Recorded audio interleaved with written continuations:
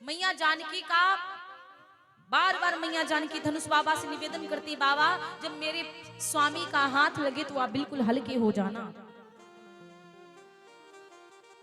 जानकी मैया जी को एक एक पल बहुत भारी भारी लग रहा था, सालों के समान व्यतीत हो रहा था। भगवान राम जी जिस समय धनुष के पास में पहुंचे, सबको प्रणाम किया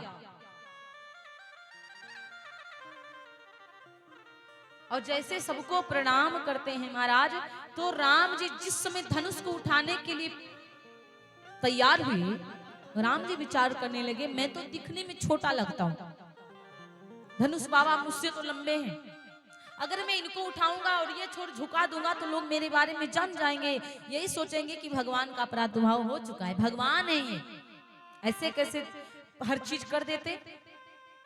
एक अहिल्या को भी तार दिया और एक ताड़का को भी मार दिया, अग्नि बाण से सुबाहु राक्षस को भस्म कर दिया, मामा मारीच को भस्म कर दिया, इसलिए और धनुष भी तोड़ दिए, 10,000 राजा नहीं उठा पाए और एक अकेले राम तोड़ दिए, तो मेरा सब कुछ परमत्व ब्रह्मत्व खुल जाएगा, ये सब लोग जान जाएंगे। इसीलिए भगवान ने क्या किया, गुरु ही प्रणाम मन ही मन कीना, अति लाघव उठाए धनु लीना।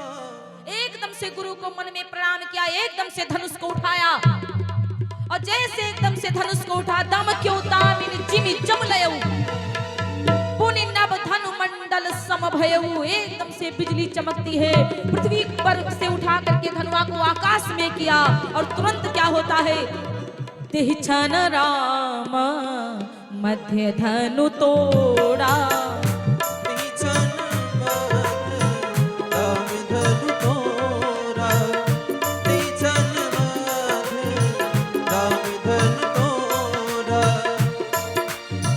तेहि क्षण राम मध्य धनु तोड़ा,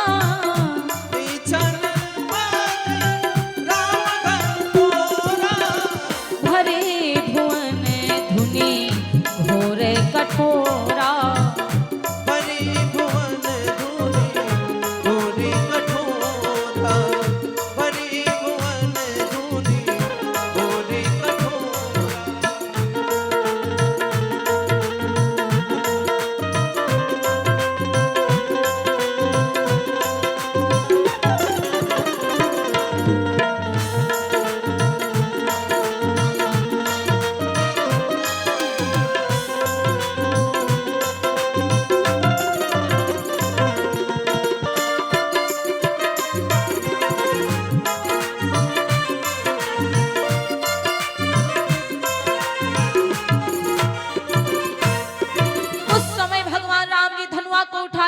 कोई नहीं देख पाया कब धनुआ उठाया, कब हिलाया, कब टूटा, कब पृथ्वी पर गिरा, धड़ाम से पृथ्वी पर गिर पड़ा। भरे भुवन घोर कठोर रव रवि बाज तज मारग चले, ओ चिक्कर ही दिग्गज डोल मही गोल कूरम कलमले, सूर्य असुर मुनि कर कान दीन ही, सकल विकल विचार ही, को दंड खंड्यो राम तुलसी जयति बचन उचारे। बोलिए सियापत रामचंद्र भगवान की, बोलिए सियापत रामचंद्र भगवान की। जिस समय धनुआ पृथ्वी पर टूटा, पूरब की तरफ से सूर्य नारायण पश्चिम की तरफ जा रहे थे, एकदम से दक्षिण की तरफ मुड़ जाते हैं। देवता कानों पर उंगली रख देते हैं। विंध्याचल हिमांचल की गुफाओं में तपस्या करने वाले संतों की तपस्याएं भंग हो जाती है। परशुराम जी की तपस्या भंग हुई, परशुराम जी डायरेक्ट जनकपुर में पधारे। जनकपुर में परशुराम जी आते हैं और जैसे परशुराम जी महाराज जनकपुर में पधारे, परशुराम जी क्रोध में आ गए और कहा, कहो जनक जस अनुचित वाणी, यहाँ पर भारी भीड़ भाड़ क्यों है? यहाँ पर बहुत सारे दूर दूर दराज के लोग राजा आए हैं, क्यों आए हैं, कहां से आए हैं, किस लिए आए हैं, और ये धनुष किसने तोड़ा? परशुराम जी ने क्रोध में कहा, धनुष किसने तोड़ा? जिसने धनुष को तोड़ा है मेरे सामने आओ, वरना पूरी धरती को नष्ट भ्रष्ट कर दूंगा। जितने बड़े बड़े राजा आए हैं सबका नाश हो जाएगा, सबको मार दूंगा। परशुराम जी की बात को सुनकर सारे राजा बड़े घबरा गए, बिना परशुराम जी के पूछे अपने बाप का नाम और अपना नाम तुरंत बता देते। मानो कि जो बाज होता है पक्षी को झपट करके पकड़ता है, उस प्रकार से आज ये सब इतना घबरा गए, इतना घबरा गए, इतना मानो कि शेर के कुत्ते के आगे बिल्ली चूहा बन जाती है। सारे राजा बहुत घबरा गए। वहां पर बड़े बड़े राजा बैठे थे, सब घबरा गए। बार बार परशुराम जी कहते, कौन धनुआ को उठाया है? किसने तोड़ा है राम का धनुष? किसने तोड़ा है शंकर जी का धनुष? जिसने तोड़ा मेरे सामने आओ, वरना सबकी मृत्यु मेरे हाथों से लिखी होगी। लक्ष्मण जी विचार करने लगे, अभी जनक जी ने ये बात की तो पृथ्वी हाली थी, अई बाबा आकर पता नहीं कौन सी बात बोल रहे हैं, अरे घिसा पिटा धनुष की बात करते हैं। एकदम से लक्ष्मण जी खड़े हुए, बाबा मैंने तोड़ा है धनुष। परशुराम जी कहते, बात मत कर, सही से बता किसने तोड़ा है? लक्ष्मण जी ने कहा, महाराज ये धनुष जो था घिसा पिटा पतला छोटा राघव जी के हाथों से टूटा, लेकिन इसमें रघुपति का कोनो दोष नहीं है, इसमें भगवान का कोई दोष नहीं है, और ये दोष किसी का भी नहीं है। ये धनुष तो छूते ही टूट गया। और महाराज एक बात बताओ, लक्ष्मण जी ने कहा, बहु धनु ही तोरी लड़िकाई, जब मैं छोटा सा था बहुत सारी धनुओं को तोड़ा, तो आप इतना गुस्सा नहीं करे। और ये धनुआ में का लाल लगे हुए हैं, जो आपको इतना क्रोध आ रहा है, आप इस धनुष को तो देख देख करके क्यों इतना क्रोधित हो रहे हैं? यही धनु पर ममता की हेतु, इस धनुष पर ममता किस लिए दिखा रहे हो महाराज? जैसे इतनी बात परशुराम जी सुनते क्रोध में आ गए। परशुराम ने कहा, बैठ जाओ वरना तुम्हारा शीश मेरे फरसा से अलग हो जाएगा।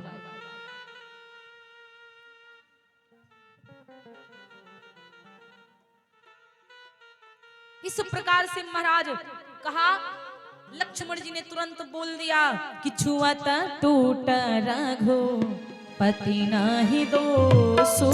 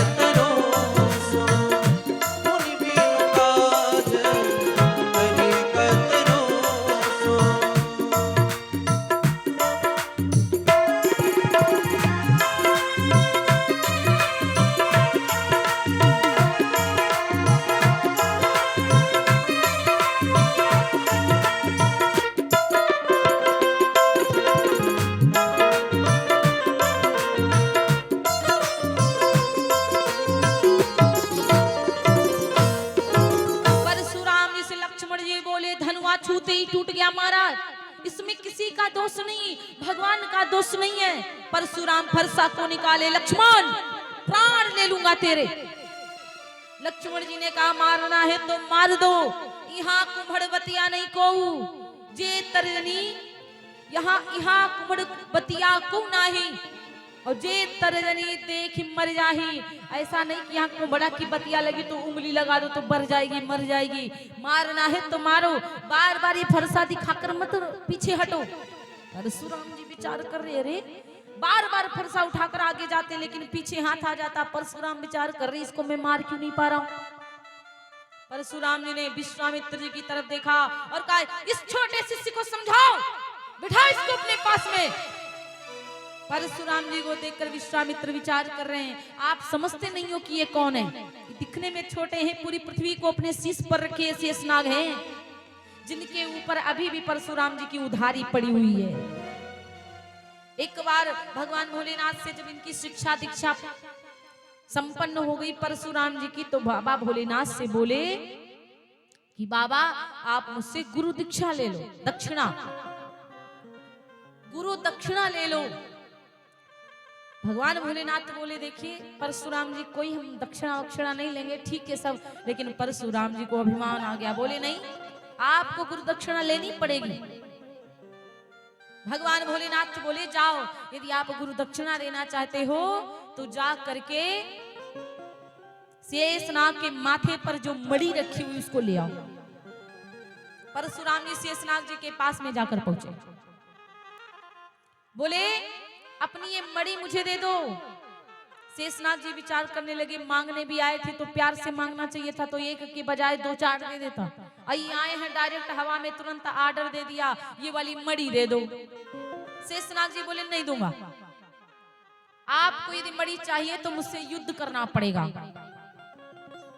और जब ये बात बोले मुझसे युद्ध करना पड़ेगा तो परशुराम शेषनाग जी का युद्ध होता है।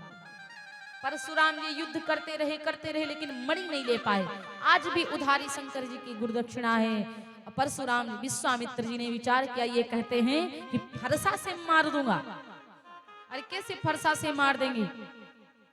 लक्ष्मण जी कहते परशुराम जी से, बाबा मारना है तो मार दो, बार बार ये विचार मत करो, सोचो नहीं, मुझे डराओ नहीं, हम डरने वाले नहीं, हम रघुवंशी हैं और रघुवंशी किसी से डरता नहीं है। परशुराम जी कहते हैं मेरा सील देख के तू इंतजार मत कर, सच कहता हूं मार दूंगा मैं। और जैसे परशुराम को क्रोध आया, फरसा लेकर के आगे बढ़े, राम जी फौरन बीच में आ गए। परशुराम लक्ष्मण के बीच में राम जी खड़े हो गए। भैया भाई हैं वो, मेरे लिए सब कर रहे हैं और मेरे भाई के ऊपर कोई हाथ उठाए ये मुझसे बर्दाश्त नहीं होने वाला। परशुराम लक्ष्मण जी के बीच में राम जी खड़े हुए और परशुराम जी के आगे हाथ को जोड़ दिया राम जी ने। राम जी ने कहा बालक है महाराज, इसके मुख क्यों लग रहे हो? परशुराम जी ने कहा ये बूढ़े के मुख क्यों लगता है? लक्ष्मण जी बोले महाराज आप तो बूढ़े हो, हम बच्चे हैं और बच्चों के मुंह आपको लगना नहीं चाहिए। राम जी ने हाथ को दबा दिया, अरे तू ज्यादा बोलता है। लक्ष्मण जी के हाथ को दबाया, तुम चुपचाप बैठ जाओ, बहुत बोलते हो तुम। डांट करके बिठाया, लक्ष्मण जी किनारे बैठे। राम जी ने कहा महाराज कहाँ आप? परशुराम, कहाँ पे छोटा सा राम।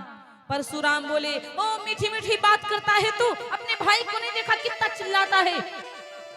और लक्ष्मण जी जब परशुराम जी की तरफ देखे तो थोड़ा सा मुस्कुरा दे, परशुराम जी का खून जरी जाए कि इसको तो डर नहीं लगता मुझसे। अरे बड़े बड़े यहाँ पर बैठे बैठे राजा सिकुड़ गए थे और ये छोटा सा बालक मुझसे टाए टाए बातें कर रहा है।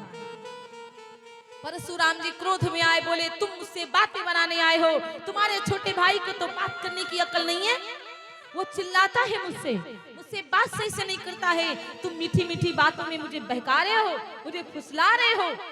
राम जी ने कहा नहीं महाराज,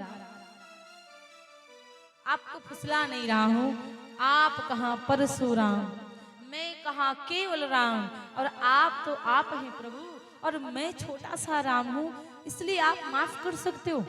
कहां पत्थर और कहां धूल, धूल भला पत्थर की समता कहां कर सकती है? आप तो महाराज बड़े हो,